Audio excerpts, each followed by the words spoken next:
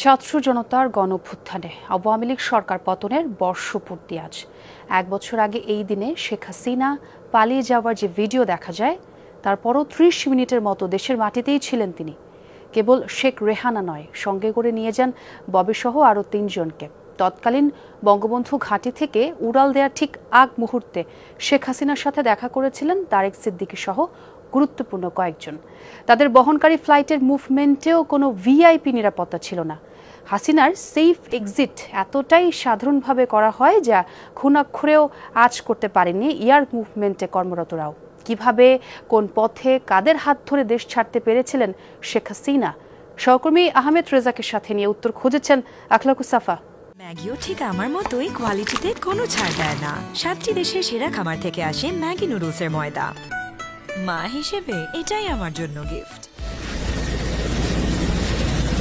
শেখ হাসিনার দেশ ছেড়ে যাওয়ার এই ভিডিও ফুটেজটি দেখেছেন সবাই। অনেকেই বলেন এটি শেখ হাসিনার পলায়নের ফুটেজ, আসলে কিন্তু তা নয়। ফুটেজটি ধারণ করা 5 আগস্ট বেলা 2:35 থেকে 40 মিনিটে। লোকেশন হযরত শাহজালাল বিমানবন্দরের পাশে কুর্মিটোলায় বিমান বাহিনীর তখনকার বঙ্গবন্ধু ঘাঁটির এয়ার মুভমেন্ট এলাকা। বিএএফ শাহীন কলেজের পাশের অফিসার্স মেস থেকে মোবাইলে এই ফুটেজ ধারণ করেছিলেন বাহিনীরই একজন। বিমান বাহিনীর MI-17 হেলিকপ্টার থেকে নেমে 4টি সুটকেস সহ গাড়িতে উঠছেন শেখ হাসিনা ও রেহানা। এরপর গাড়িতে করে যে এয়ার মুভমেন্টের ভিভিআইপি রুমে 20 মিনিট অবস্থান করেন তারা। কি হয়েছে এই 20 মিনিটে? কেনই বা সেখানে অবস্থান? জানা যায় শেষ মুহূর্তে কারো জন্য অপেক্ষা করছিলেন দুই বোন। এরই মধ্যে এয়ার মুভমেন্ট এলাকায় একে একে 4টি গাড়ি প্রবেশ করতে দেখা যায়। প্রথম গাড়িটিতে ছিলেন শেখ হাসিনার সামরিক উপদেষ্টা তারেক সিদ্দিক। নিজের পরিচয় দিয়ে গাড়িবহর সহ ঢোকেন এয়ার মুভমেন্টের ভিভিআইপি জোনে। মূলত আরো 3 জনের জন্যই ছিল হাসিনা রেহানার সে অপেক্ষা। রেহানার ছেলে ববিসহ আরো 2 জন ছিলেন তারেক সিদ্দিকের ওই গাড়িবহরে। ততক্ষণে স্ট্যান্ড বাই বিমান বাহিনীর C-130 জুলিয়েট হারকিউলিস। তখন গণভবনে ঢুকে পড়েছে বিক্ষুব্ধ ছাত্র জনতার ঢল। এরই মধ্যে সংক্ষিপ্ত সাক্ষাৎ শেষে তড়িঘড়ি করে C-130-তে ওঠেন শেখ হাসিনা সহ 5 জন, সাথে SSF-এর 1 জন ও ক্রু।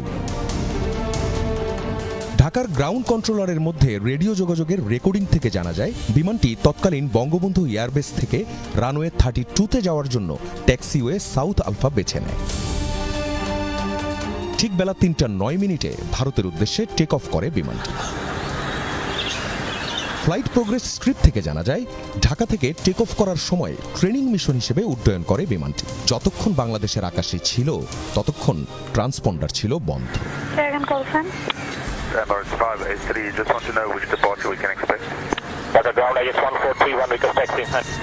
বিমানের ককপিট ও ঢাকার এয়ার ট্রাফিক কন্ট্রোলের মধ্যে রেডিও যোগাযোগের এই রেকর্ডিংয়ে জানা যায় হাসিনাকে বহনকারী ফ্লাইটটিকে স্কোয়াক কোড দেওয়া হয়েছিল AJXS 1431। ঢাকা ইটিসির রাডার মনিটরের স্ক্রিন গ্র্যাব দেখায় ফ্লাইট AJXS 1431 ভারতীয় আকাশসীমায় প্রবেশের কিছুক্ষণ আগে তার ট্রান্সপন্ডার চালু করে। ঢাকা থেকে দিল্লির ফ্লাইটগুলো রাজশাহীর উপর দিয়ে যায়, কিন্তু এই ফ্লাইটটি গিয়েছে যশোরের উপর দিয়ে।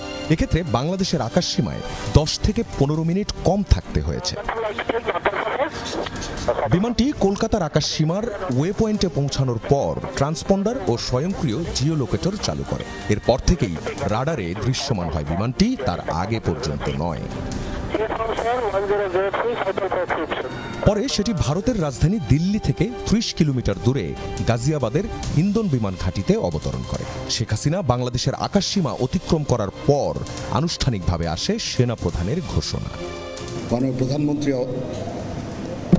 পদত্যাগ করেছেন এবং এখন একটা ইন্টারিম গভর্নমেন্ট ফর্ম করে আমরা আমাদের কার্যক্রম পরিচালনা করব।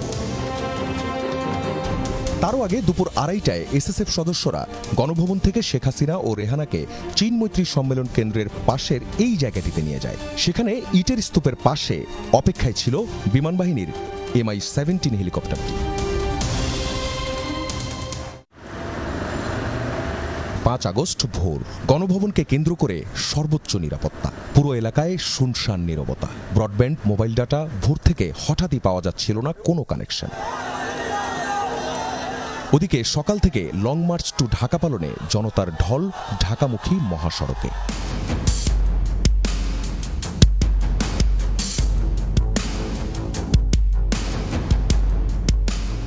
এই গণভবন এখন হচ্ছে জাদুঘর। 2024-এর 5 আগস্ট সকাল অনেক ভোরে ফজরের নামাজ পড়ে শেখ হাসিনা একটি চায়ের কাপ হাতে গণভবনের অফিস কক্ষে বসেন এবং সেখান থেকে পুলিশ বাহিনীতে থাকা তার যে আস্থাভাজনরা আছেন তাদেরকে তিনি টেলিফোন করেন। আমরা এরই মধ্যে জানি কারা ছিলেন তার আস্থাভাজন এবং তখন তারা শেখ হাসিনাকে যে বার্তাটি দেন, তারা বলেন কড়া নিরাপত্তায় ঢেকে ফেলা হয়েছে পুরো গণভবন এলাকা এবং কেউ ঢুকতেই পারবে না এই গণভবনে, এমনকি একটি পিঁপড়াও না।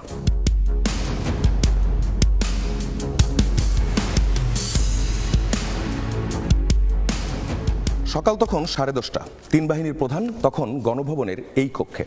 তারা শেখ হাসিনাকে জানান পরিস্থিতি নিয়ন্ত্রণের বাইরে। উল্টো তাদের উপরই ক্ষেপে যান শেখ হাসিনা এবং তাদেরকে ভৎসনা করেন। এরপর বাহিনী প্রধানরা বলেন বহু মানুষ মারা যাবে, কারণ কোনোভাবেই গণভবনের দিকে আসা জনস্রোত আর ঠেকানো যাবে না। তারপর শেখ হাসিনা আবারও দ্বারস্থ হন পুলিশের।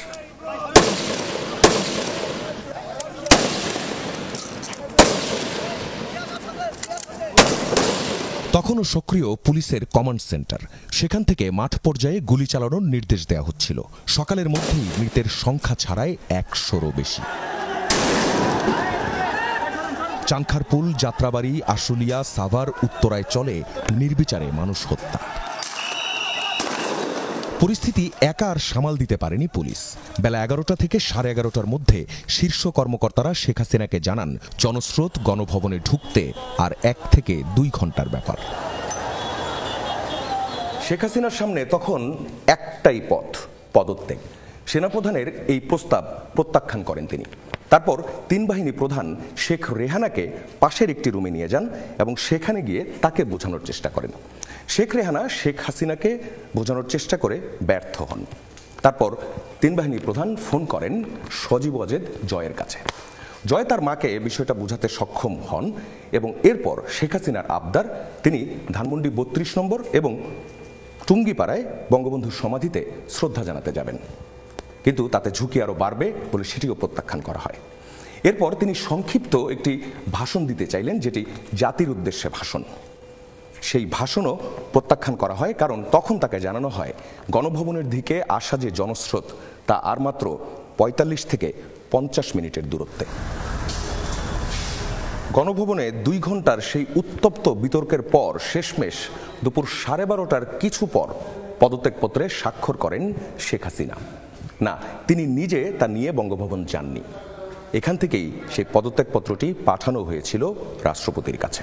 প্রধানমন্ত্রীর পদত্যাগ ও বৈষম্য বিরোধী ছাত্র আন্দোলনে সৃষ্ট পরিস্থিতিতে আজ বঙ্গভবনের 3 বাহিনীর প্রধান এবং বিভিন্ন রাজনৈতিক দলের নেতৃবৃন্দ, সুশীল সমাজের প্রতিনিধি ও বৈষম্য বিরোধী ছাত্র আন্দোলনের কয়েকজন সমন্বয়কদের সাথে আলোচনা হয়। যদিও 3 আগস্ট সেনাবাহিনীর অবস্থান ও 4 আগস্ট কূটনীতিকদের বিশেষ ব্রিফিংয়ে শেখ হাসিনা পতনের আঁচ পাওয়া যাচ্ছিল। এভাবেই অবসান হয় 15.5 বছর প্রতাপের সাথে ক্ষমতায় টিকে থাকা প্রধানমন্ত্রী। দেশের ইতিহাসে এর আগে কেউ ক্ষমতাচ্যুত হয়ে এভাবে দেশ ছেড়ে পালায়নি। আখলাকুস সাফা, যমুনা নিউজ, ঢাকা।